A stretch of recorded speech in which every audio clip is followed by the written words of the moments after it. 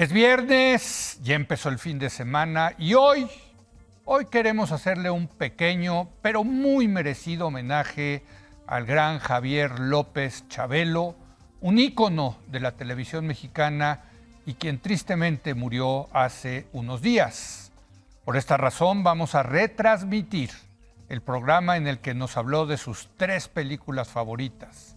Esta emisión salió al aire originalmente el 26 de marzo de 2010, hace exactamente 13 años, y se lo presentamos a usted de manera íntegra. Y desde luego, antes de comenzar, queremos enviarle nuestro más sentido pésame a sus familiares, amigos y excolaboradores. Descanse en paz, nuestro querido Chabelo.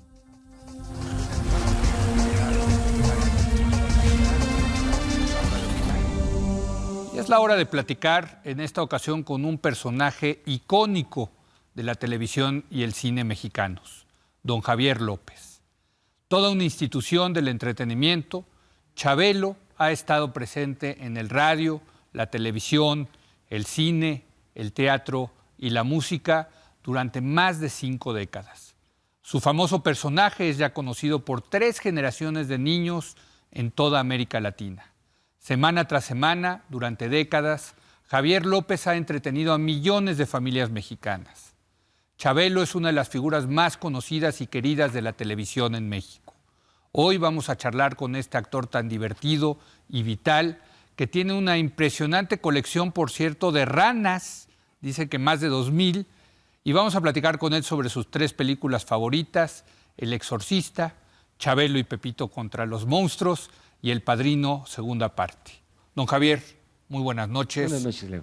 De verdad nos da mucho gusto que visite este programa. Pues muchísimas gracias a ustedes por el honor y la oportunidad de saludar a un público completamente diferente, ya que yo saludo al público que se levanta temprano. Así es. Y nunca saludo al público que se duerme tarde.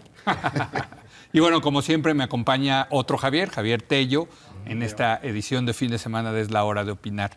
Y bueno, don Javier, pues la primera película que escogió usted como su favorita es El Exorcista. Le voy a pedir al otro Javier, a Javier Tello, que nos dé una breve semblanza de la película El Exorcista.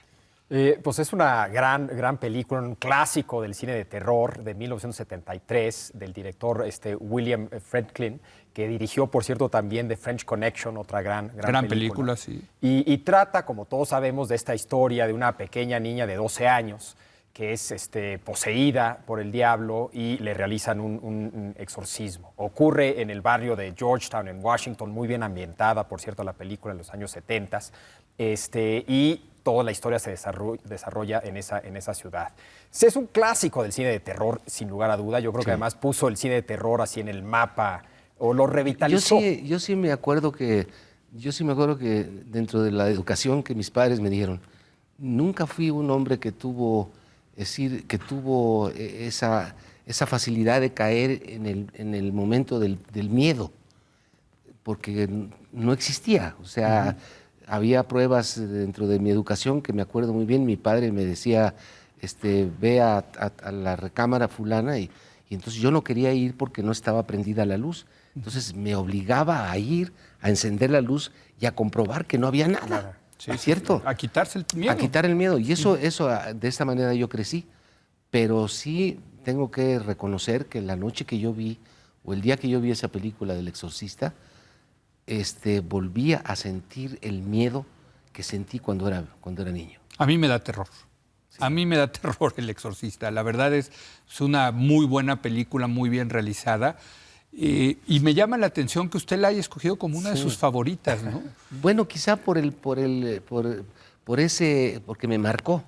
Me marcó. Yo me acuerdo que esa noche, nunca se me olvida que yo soñé que a la hora que yo estaba dormido, yo estaba en posición fetal, porque sentía que si estiraba una pierna, mi dedo gordo se le iba a meter en el hoyo del ojo de la muchacha esta. O sea, eran cosas que me hicieron, realmente me fue demasiado impactante para mí esa película. Sí, yo creo que las verdaderas películas de terror que asustan en serio son las que asustan no en el momento de ver la película, sino que más bien te llevan a una infancia y a ciertos momentos que provocan un miedo. Y quizá hasta enmendar el camino de la forma de actuar del individuo, ¿no? Yo creo que en un momento puede ser tan traumante o tan impactante un acto realizado en un cine, en una pantalla de cine, Claro. que puede causar efectos secundarios. Ahora, a mí lo que me llama la atención es que al principio de la película creen que la muchacha se volvió loca, ¿no? Que la llevan con un psiquiatra y le hacen distintas pruebas. Y bueno, pues se dan cuenta que esto no es un tema científico, ¿no? Pues no, sin embargo, desde el punto de vista religioso, hay muchos casos que se habla dentro de la religión católica fundamentalmente, Sí. de que existen ese tipo de problemas, ¿no? Sí, Ese tipo de- problemas de gente poseída por el diablo. Sí, qué Sí. horror. Bueno, la novela, porque la película está basada Sí, en la claro. novela, supuestamente está basada en un caso real de exorcismo de un niño, no una niña, más o menos de esa edad en Estados Unidos también. Sí. Sí, sí. Ahora nos contaba que el Exorcista ganó el Oscar al mejor sonido y usted pudo trabajar con el Bueno, que sí, ganó el Oscar. bueno, sí, comentábamos que a mí en los inicios dentro de la industria del espectáculo, pues yo no empecé luego, o sea, si a mí me hubieran dicho en aquellos años que yo iba a dedicarme a la profesión de actor, les hubiera dicho que estaban locos, o sea, yo no... Usted iba para médico. Yo ni por aquí me pasaba. Quiero decirle, Leo, que que en el momento que yo tuve necesidad de enfrentarme a un padre como era mi papá y decirle que dejaba la carrera de medicina en segundo año para dedicarme a ser actor, cosa que no fue muy del agrado de mis padres, pues sí, realmente fue un cambio muy grande porque yo no me imaginé nunca que fuera a tener la necesidad de dejar una profesión que yo había escogido como algo que me gustó y que me sigue gustando y que sigo creyendo que la medicina es una ciencia y es una profesión muy, muy, muy bonita que se identifica mucho conmigo, pero que no se dio. Me tuve que desviar por ¿Y otro cómo lado. ocurrió esa decisión de repente al ver una película, una obra de teatro? No. ¿Qué fue lo que provocó? O sea, la verdad es que, ¿para qué voy a decir otra cosa que no sea cierta? O sea, yo pertenecía a una familia que lógicamente no tenía, es decir, yo me sentía en la obligación no la obligación, sino que me pareció muy justo y muy natural que yo ayudara a la economía de mi casa. ¿Cómo? Trabajando. Así se acostumbraba. Por ¿no? lo menos para solventar los gastos de mi vida, ¿no? Y entonces, pues lógicamente, al entrar a trabajar aquí a la televisión, en este edificio, cuando se inicia la televisión, pues yo no me imaginé que iba a darse una circunstancia detrás de otra que iban a generar lo que yo en la actualidad podría decir que fue mi destino, que mi destino era dedicarme a la profesión de actor. Y entonces, pues esto conllevaba a enfrentarme a una familia en la que no existía ningún antecedente de gente de teatro, en la que existía pues una forma de pensar como sigo sintiendo que piensa la sociedad mexicana, ¿no? Que los actores somos la escoria de la sociedad. Y yo digo que no, yo creo que los actores somos gentes comunes y corrientes, que tenemos una profesión que nos dedica, a la que nos dedicamos, pero de ninguna manera somos símbolo de la perversión y de nada de eso. Lo que pasa es que el actor es significado y el actor es señalado en cuanto comete cualquier acto que comete cualquier otro ser humano. Al contrario, la vida de actor es muy dura, ¿no? Muy dura. Es la competencia, el trabajo. No es nada fácil. No es una nada fácil. fiestecita. Pero yo creo que yo como profesional no estoy más que repitiendo las palabras que cualquier profesional puede repetir, ¿no? O sea, la vida como ingeniero, o como abogado o como doctor, pues no es fácil, Sí. ¿no? Todo requiere estudio y preparación, porque así es. O Claro. sea, el profesional no es que termine y salga de una carrera y de una universidad y le entreguen un título y en ese momento se acaba. No, tiene el ejercicio. Hablando de efectos especiales, cuando su cabeza gira, esa famosa Sí. escena, al parecer la manera en que hicieron ese efecto fue con un cepillo de peinar, se lo pasó por los dientes la persona que ganó el Oscar por Por el o sea, mejor nada más sonido. así poco a poquito para hacer ese sonido de... Fue con un No, las cepillo cosas que Gavira hacía para hacer efectos de sonido eran impresionantes, de verdad. De verdad es muy... Y acabó en Hollywood. Sí, él acabó en Hollywood. Pero él empezó aquí en la XCW. Sí, él empezó en la XCW. Y yo trabajé y él me enseñó a hacer las primeras cosas, ¿no?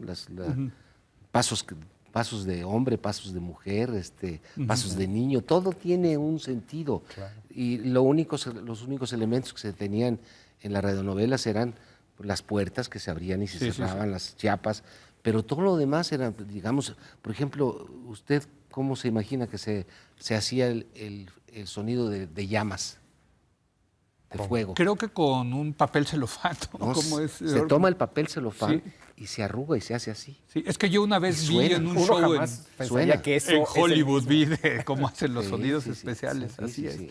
Ahora, en este caso de esta actuación, usted siempre generalmente ha hecho comedia, películas para entretener, para divertir. Sí. Esta cosa dramática, ha de ser terrible para un actor. Bueno, lo que pasa es ¿No? que cuando yo decido dejar la carrera de medicina y me enfrento a mi padre y digo que decido Sí. dedicarme a la actuación, yo estudié. Sí. Me dediqué a estudiar, estudié con uno de los mejores maestros de arte dramático que ha habido en México, que fue un japonés, Seki Sano. Yo estudié con Seki Sano 4 años. Creo que fui un alumno importante para él, por lo menos así me lo hace saber. Y entonces la cuestión dramática, pues creo que es base. O sea, yo me he De la dedicado actuación. toda la vida a la comedia. Pero yo lo he visto en obras de teatro que también Sí. son más dramas, ¿no? Sí, claro. Sí, claro.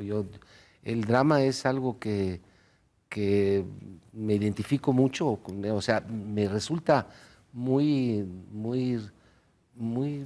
fácil hacerlo, Sí. el teatro, pero no lo hago casi. Ahora, yo creo que en ese sentido se ve muy difícil hacer drama, digo, nosotros no somos actores, pero también hacer reír a la gente va a ser dificilísimo, ¿no? Muy.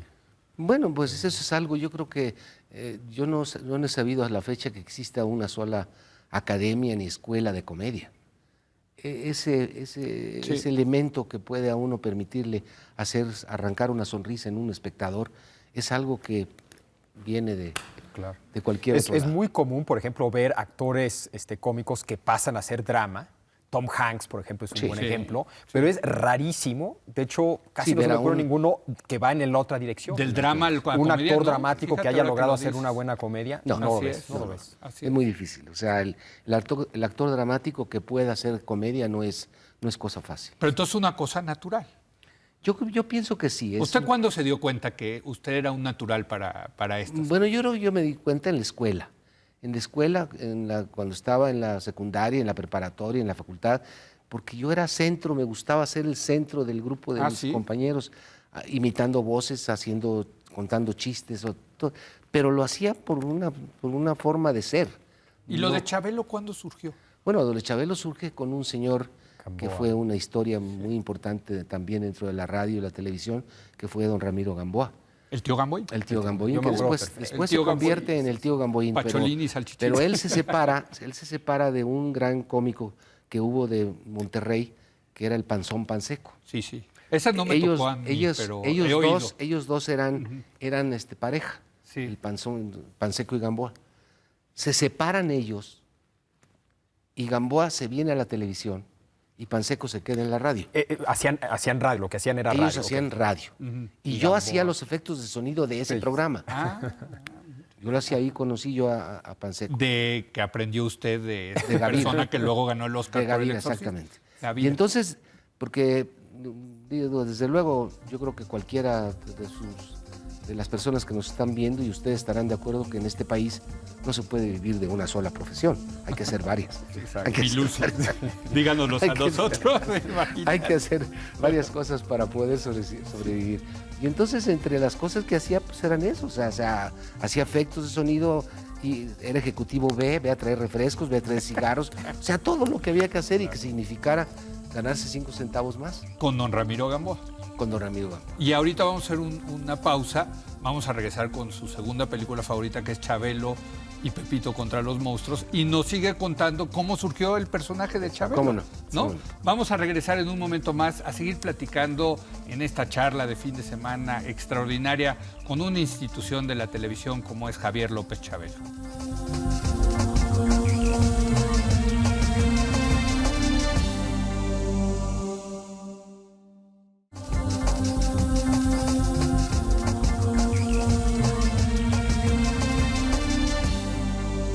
Bueno, regresamos a Es la hora de opinar en su edición de fin de semana. Estamos platicando con don Javier López Chabelo. Ahora vamos a platicar de su segunda película. Su primera fue El Exorcista. La segunda, pues creo que no podría ser otra más que una película de él, como es Chabelo y Pepito contra los monstruos. ¿Por qué esta película? ¿Es la que más lo dejó marcado? No, lo que pasa es que considero a esa película, Chabelo y Pepito contra los monstruos, Porque ha hecho varias. el arranque de una secuencia, de una etapa de mi vida en la que yo brinco al cine. Y don Alfredo Ripstein cree en Chabelo y entonces decide hacer una serie de películas que tuvieran una secuencia y que fueran continuas. Esta es con el Perro Estrada, ¿no? La dirigió Perro Estrada, exactamente. Sí. Del Que en mismo aquellos año que El años, Exorcista. en aquellos años era considerado el mejor director que había en el cine. Y entonces él nos dirigió y luego hace unos días me encontré con el que hizo Pepito, que fue un niño que sacamos de un casting de 300 niños. Y entonces este niño, Pepito, acaba de aparecerse en mi vida hace una semana, yo creo, en un programa de televisión donde me lo llevaron como sorpresa. Y quiero que sepan que es un extraordinario industrial. Él se convirtió en un millonario aburrido y entonces él es el que tiene la fábrica en México que fabrica las escaleras que se hacen en la parte de atrás de los edificios. Estas escaleras Claro, que van zigzagueando. ¿Cómo se llama? De emergencia. De emergencia que le llaman. Él las fabrica en México. Mire, bueno, y nos quedó de contar la historia de cómo surgió Chabelo, el personaje de Chabelo. Lo de Chabelo surge de una manera muy simple. Yo era ejecutivo B de un programa de televisión que se hacía todos los días aquí en las instalaciones, que se llamaba Carrusel Musical, en el que participaban el quinteto de los hermanos Salinas, con Chucho Salinas, en paz descanse, tocando la batería, antes de que se dedicara a la actuación. Estaba Kipi Casado, que vino de Cuba, venía de Cuba, entró al programa. Las hermanas Navarro, que no existen, ya se adelantaron ellas dos también, fueron extraordinarias cantantes, un dueto de mujeres mexicanas muy, muy, muy guapas y cantaban muy bien. Las hermanas Navarro, Kipi Casado, Mario Gil, uno de los Gil, de la familia de los hermanos Gil, sí. que era cantante también, él era crooner, ya fallecido también. Y entonces era un programa en el que el contexto, o sea, la idea del programa se escenificaban chistes entre los mismos cantantes y el señor Gamboa era como el conductor del programa. No era en ese momento el tío Gamboín, que No. El tío Gamboín es después de que nos separamos, pero yo era su ayudante, yo le cargaba las cosas, le iba a traer un café. Pero salía usted en el programa. Bueno, yo era floor manager, o era camarógrafo, o era iluminador.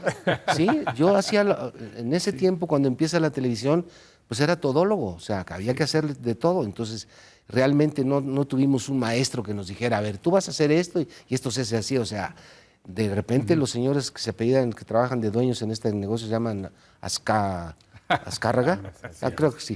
Los que nos pagan. Entonces, ellos son los que hacen esta empresa y los que hacen y donde se empieza, pues, en lo que todos los que participamos en esas producciones, pues, realmente discurrimos en el momento qué hacer. Sí.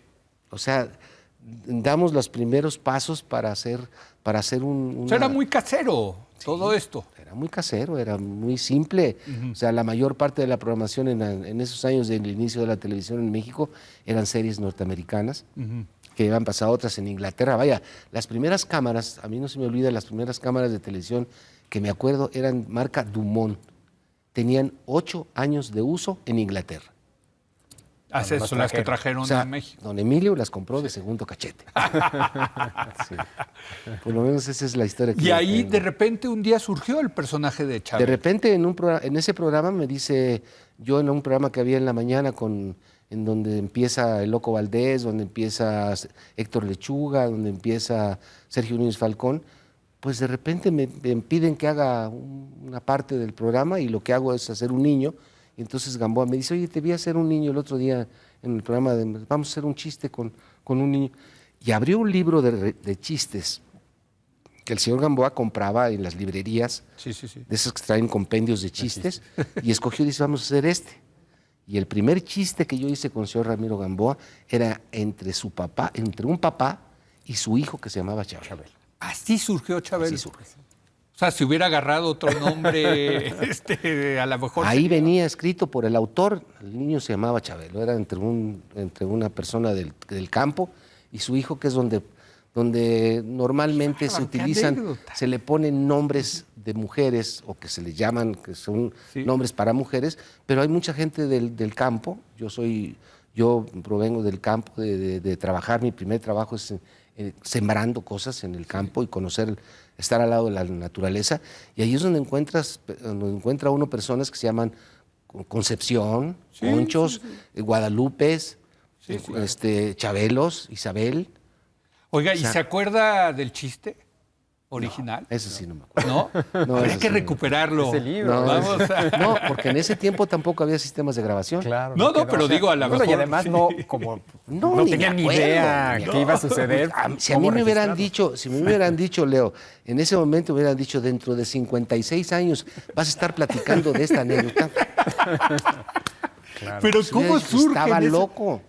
Pero lo marcó de por Sí, vida, claro. ¿no? ¿A poco se acuerda de la filmación? Sí, cómo no, no son. A la hora de ver la película sí me acuerdo de todas las cosas que pasaron en esa filmación, que eran. Pues yo pienso que todo tiene que ver con la diversión. O sea, cuando uno yo he llegado a la conclusión de que cuando uno trata de divertir a alguien, tiene uno que divertirse primero. Se Tiene ve que hacer estaban cosas divertidos. Sí, sí. Bueno, aquí Yo siempre estábamos me escuchando el Yo me sigo estudio, divirtiendo estaba cada todo- 8 días. Todo el mundo estaba muerto de la risa. Yo me sigo divirtiendo cada 8 días a la hora de hacer mi programa. Es la manera mejor de transmitir eso, que está uno divertido. Que Sí, sí. habrá quien la pase bien, habrá quien no, ¿verdad? Claro. Pero pienso que cuando uno trata de hacer una cosa de este tipo, o sea, ligero, de pasar un buen rato, tiene que ser uno el primero. Ahora, ¿usted siente que ha cambiado el humor en México? Porque, digo, yo veía que aquí estaban muertos todos de la risa, ¿no? Pero ahora como que se usa mucho el albur, Bueno, yo el chiste fácil, ¿no? yo respeto mucho a los que piensen de esa manera, pero yo pienso también que el mexicano es una persona que por su educación, es pregunta para ¿ustedes permitirían que una persona que no conocen entre a su casa a decir malas palabras? Es decir, No, pues no. Sí. Sí, lo ves, sí. Sí, sí, sí. entonces yo pienso que la televisión es un medio que entra a las casas sin tocar la puerta y que pienso que uno debe de guardar cierto respeto para las familias, como quiera que sea, ¿no? No tiene uno derecho a expresarse, pero vuelvo a repetir, con todo el respeto que me merecen mis compañeros que Sí. utilicen otra forma de pensar, ¿no? Claro. Ahora, ¿ha evolucionado Chabelo a lo largo de estos años? Bueno, ha evolucionado en función, mi universidad, Leo, han sido los niños. O sea, yo me paso los días y las noches y todo el momento que yo puedo estar observando al niño, porque ese ha sido mi punto de identificación. O sea, para La que yo pueda, comunicación es con para que ellos. yo pueda Con el público. seguir existiendo, necesito ser un agente congruente con la realidad. ¿Quién me da esa pauta? Me la dan los niños. ¿Y cómo le hace? O sea, ¿cómo Nada, la convivencia la cada convivencia. domingo ahí en Convivo familia? con ellos ¿sí? o el niño que me encuentro en la calle, lo saludo y le platico y con esto me va a dar la pauta de muchas cosas que yo necesito para alimentar el ¿Y sí personaje. han cambiado los niños en México? Yo pienso que no. ¿No? Yo pienso que el niño no ha cambiado. Los niños, lo que ha pasado con los niños actualmente es que tienen demasiada información.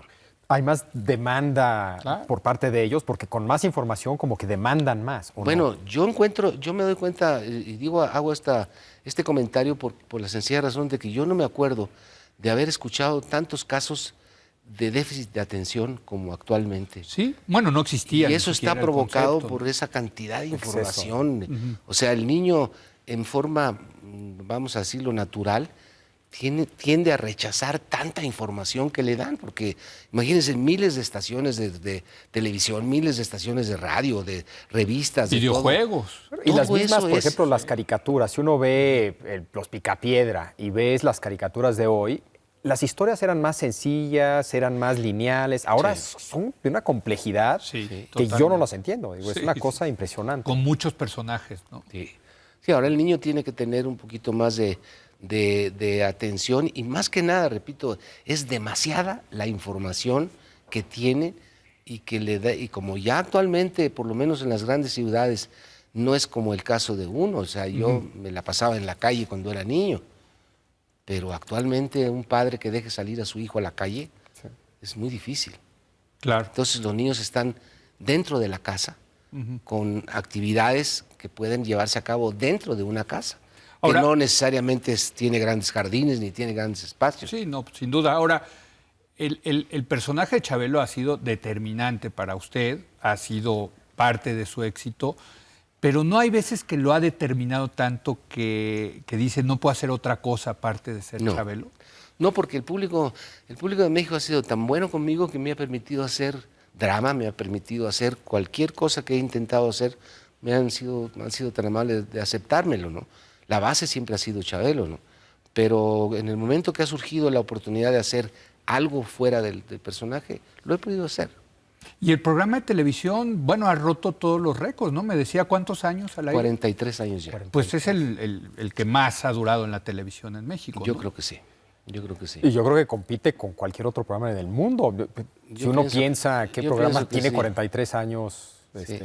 Pero personaje. como les decía, yo no estoy muy Y no muy se ha preocupado. cansado, no ha llegado un día y dice, no, ya, ¿no? O sea, No, yo creo que debo de decir, el personaje me ha dado tanto a mí en la vida que sería muy desagradecido con la vida misma si yo no tuviera el concepto, como lo tengo, de que en el momento que yo considere que me va a dar flojera o que ya no quiero hacerlo, en ese momento debo de dejarlo. bueno, es que lo Porque de Chabelo... sería una falta de respeto a mí mismo y sería una falta de respeto al público que yo intentara seguir alargando algo que a lo mejor yo ya no quiero hacer. Ahora, lo de Chabelo es que es impresionante porque ha sido el programa de televisión, varios programas de televisión, pero también La Carabina de Ambrosio, en Sí. fin, salía como Chabelo, cine, teatro, música, y yo me acuerdo que había hasta cómics, ¿no? De Chabelo, Sí, llegó a ¿no? cómics. Como Bueno, la vía de Capulina, me acuerdo, ¿no? Actualmente acabo de empezar una temporada de teatro en el Pabellón de Alta Tecnología, una comedia muy simpática que se llama Dale una galletita a un ratón. Ujú. Y es una comedia que empecé la semana pasada o hace unos días y la gente me hace el favor de asistir a la sala y veo que la pasan bien y yo me la paso bomba. Y es una cosa muy familiar porque también me comentaba que la demanda de boletos para asistir al programa de televisión de En Familia con Chabelo, pues es Sigue siendo muy grande. altísima, Y son, bueno, como le decía, es un público que tengo que dividir. Como el programa dura 3 horas, entonces hago hora y media con un público, cambio de público y meto otro público. Fíjate, se da el lujo de tener dos. Pues es que es la mejor manera de poder darle gusto a la gente y además de mantenerla también fresca, ¿no? Claro. De grabar una. Ahora, el programa lo que hago es que como el programa empezó en vivo, he tratado de conservar en la producción que el programa tenga esa imagen al aire, que parezca que esté en vivo. Sí. Eso lo hago. Y entre teatro, cine, música, televisión. Plancho ajeno y plancho. Y hago frivolite. Sí, tantito. En este país hay que hacer de todo. Pero tiene su familia y ¿no? Desde luego que sí, tengo una familia, una extraordinaria esposa y tengo 3 maravillosos hijos. Y tengo ya Y una colección de ranas que mencionó en su momento de más de 2,000 2,700 y pico de ranas. Pero, tengo. ¿Y a ver, dónde están? ¿Dónde Sí. compra uno unas ranas? Bueno, O ese es las un tema captura, que o- no me gusta mencionar mucho porque ya me pusieron un ultimato en mi casa y me dijeron que la próxima rana entra la rana o entro yo. O sea que pero ¿cómo se le ocurrió coleccionar ranas? yo no sé, yo empecé muy curiosamente a coleccionar ranas. Además tengo ranas de todos los materiales habidos y por haber. Vaya, un día Hasta regal- venenosas, porque hay unas Sí, venenosas. claro. ¿Sí? Tengo una rana, tengo un esqueleto de una rana que me regalaron viva y se me murió. Y me apareció a los 8 o 10 días, encontré el esqueleto en una maceta. y lo tengo guardado. Pero las ranas, busqué la identificación. ¿Por qué me gustan las ranas? Porque fue una cosa que no fue predispuesta, sino que fue algo que fue surgiendo y me puse a estudiar las ranas. Para empezar, nunca me imaginé, ni si ustedes sepan, que hay más de 2000 y pico de especies de ranas en el mundo. Y la rana, lo único que me identifica definitivamente con ella es que es un animal que por su forma, por su forma física, nunca retrocede, siempre va para adelante. Que es una buena Y esa es quizá enseñanza una forma de vida. ser, de mi manera de ser. Nunca me ha gustado retroceder. Me he caído, como se cae cualquier ser humano, pero siempre trato de ir adelante. Bueno, desgraciadamente tenemos que hacer una pausa. Esto sucede en las televisiones donde no viven de... No son fundaciones de beneficio. Hay que vender. Sí, efectivamente. Y creo que el que más vende en esta televisora es usted, por cierto. Pero bueno, vamos a hacer una pausa y vamos a regresar con la tercera película favorita de don Javier López Chabelo, que es nada menos y nada más que El Padrino, segunda parte. Regresamos en un momento más.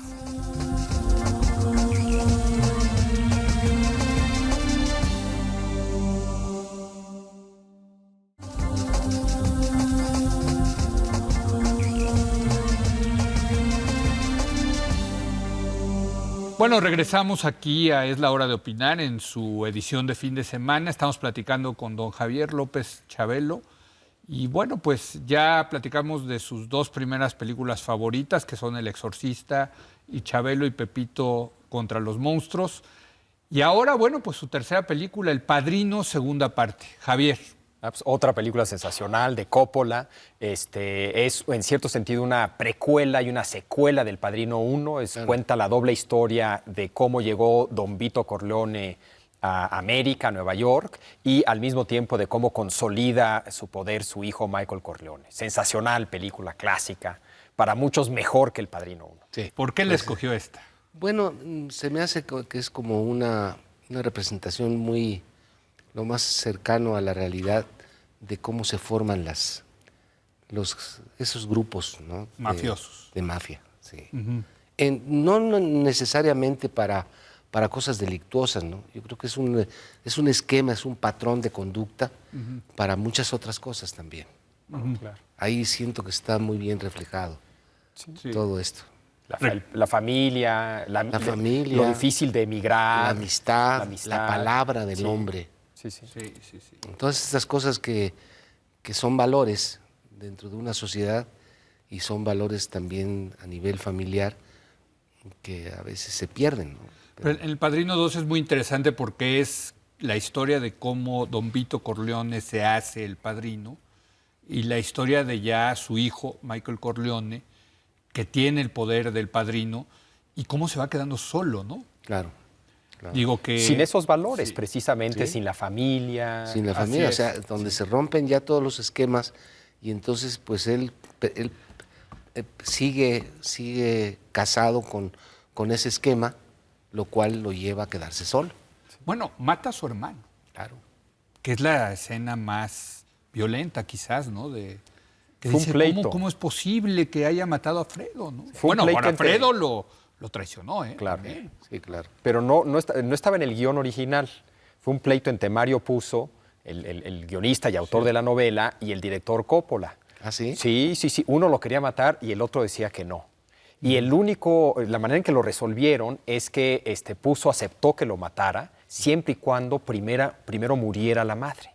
Que era impensable para una familia italiana que un hermano matara al otro hermano mientras viviera la madre. Sí, porque el dolor iba a ser muy grande. Sí. Así es. Ahora, para usted el tema de la familia parece ser muy importante. Sí, yo pienso, Leo, que no existe país, no existe grupo de gentes, no existe pueblo, no existe ciudad, no existe país, si no está afincado en la familia. Yo pienso que el valor de la familia es hasta el día de hoy lo más importante y que todos los problemas que surgen dentro de una sociedad son, pues quizá provocados por la destrucción de ese vínculo maravilloso que se llama la familia. ¿Cómo ve en ese sentido a la familia mexicana? Usted que Pues yo lo veo en su yo lo veo- programa convive con vaya, lo familias tiene- y yo lo veo que yo le doy gracias a Dios, de verdad, que sigo sintiendo que para el mexicano sigue siendo algo muy importante la familia. Ojalá que no, porque tenemos muestras muy cercanas de que ese rompimiento de ese vínculo a la familia llevan a un país, al país quizá más poderoso de la tierra, en descenso. Usted vivió muchos años en Estados Unidos. Pues no muchos años. Yo no viví muchos años porque vine muy chico. Yo tengo mis padres son de Guanajuato y me crié en la provincia y tengo estoy muy fortalecido de esos valores de lo que es la familia y considero que he llegado a considerar y pienso y creo firmemente de que el principio más importante del sustento de una sociedad es la familia. Pero sí vivió en Estados Unidos, ¿no? Vivió en Nueva York. Sí. Y fueron años muy difíciles, ¿no? Nos decía. ¿no? Sí, bueno, fueron años difíciles. Más que vivir de joven Leo, actor. de se joven. fue Yo joven iba actor. y venía, Ok. iba a cumplir contratos. Yo trabajaba mucho para un empresario puertorriqueño que me hacía hacía 3 días en Nueva York, hacía un día en New Jersey, Sí. hacía un día en Filadelfia, y de ahí de Filadelfia me subía en un coche con 5 músicos y me iba día y medio hasta Chicago. Trabajaba 2 días en Chicago y de Chicago me iba un día viajando hasta Los Ángeles, trabajaba un día en 2 días en Los Ángeles y regresaba a Chicago, Nueva York, New Jersey, Filadelfia. Esto lo hacía 6 meses al año. ¡Qué bárbaro! ¡Qué cosa! Ahora, esos viajes en coche han de haber sido muy interesantes, ¿o cómo eran? Pues viajando con músicos. Era con músicos, era con Sí, músicos. Se con podría gente- hacer una película, gente ¿no? muy- Las típicas de road muy trip, agradable. ¿no? Yo he sido melómano toda mi vida. Sí. Quizá una de mis frustraciones sea precisamente el no haber terminado nunca la carrera de músico. Pero sí pero- canta usted. Sí, ¿no? pero pasa el tiempo, tengo mi propia familia y tengo como hijo un extraordinario músico. Ah, qué bueno. Ah, qué bueno. ¿De qué instrumento? o Él qué? es pianista, pero él tiene una marca de discos, él produce música y ahora está en el teatro, está en esta obra que estamos haciendo, y él hace la música y escribe y le gusta mucho eso. Don Javier, nos quedan 2 minutos, pero yo no quisiera pasar que nos contara esta anécdota que nos contó antes de entrar aquí, que Chabelo estuvo a punto de estar en la guerra de Corea. Bueno, lo que pasa, Leo, es que tampoco es algo que no lo digo frecuentemente, no porque me avergüence ni mucho menos, sino porque pues uno nace de una madre, de un padre, y mis padres vivían en los Estados Unidos. Sí. Entonces yo nací en Chicago. Sí, Me trajeron a México de un año, sí. a Guanajuato, y ahí viví el resto de mi vida. Pero curiosamente, cuando cumplo 18 años, Ujú. sin yo haber vuelto a poner un pie en los Estados Unidos, a los 18 años, 15 días después de cumplir 18 años, a mi casa me llegó un telegrama del ejército norteamericano solicitándome a prestar el servicio durante la guerra de Corea. Ujú. Y entonces pues me presenté en la embajada, llené mi solicitud, decidí a qué cuerpo quería pertenecer, que quería pertenecer a aviación, pero llegué a San Diego en la cita que me pusieron. Llegué a San Diego y le dije, ¿dónde está mi avión? ¿Avión? ¿Tu barco? ¿Y es Marín? Y fui a Marín. Estuve en Marín 3 meses practicando. Lo preparaban aún, eran 6 meses de preparación para mandarlo al frente. Y ahora puedo decir que afortunadamente a los 3 meses terminó la guerra de Corea y me regresaron a México. Y ya desde entonces aquí estoy. Pues fíjese, tuvo la suerte de que se acabara la guerra. Claro que tuvo la suerte, a mí, increíble. Me parece que la guerra es uno de los actos más estúpidos que comete el ser humano. Pues sí, Sin duda. Sí, no, sin duda. Y ahí seguimos, ¿no? Metidos Desgraciadamente. Muchas ese- guerras en ese muchos tema. lados. Desgraciadamente. Pero qué suerte tuvo usted que abriera ese día el tío Gamboín, porque yo así lo conozco. Sí. y dijera, a ver, vamos a hacer este chiste, y estaba Chabelo, y ahí comenzó Pues yo creo una que también leyenda. es parte del destino y pues yo le doy todos los días gracias a Dios y desde luego cuando tengo oportunidad darle gracias al público de México porque me ha hecho el favor de soportarme tanto tiempo. Pues muchas gracias, don Javier. Gracias, Leo. Muchísimas De gracias. verdad, fue Gracias, una conversación muy interesante. Javier, muchas gracias. Esperemos volver a tenerlo en alguna ocasión más para Con que nos mucho cuente gusto. de la historia de la televisión. Sería muy interesante, ¿no? Usted que la vivió, que pasó de esa televisión casera a este monstruo que es ahora la televisión. Así es. Muchas gracias a don Javier Gracias, López Leo. Muchas Chabelo. Y bueno, pues yo lo invito a usted a que nos sintonice la próxima semana en otras emisiones más de Es la Hora de Opinar, sobre todo los viernes en su edición de fin de semana, donde seguiremos platicando con un personaje famoso de la política, del medio artístico, de lo que sea, para platicar sobre sus 3 películas favoritas. Que tenga usted un magnífico fin de semana.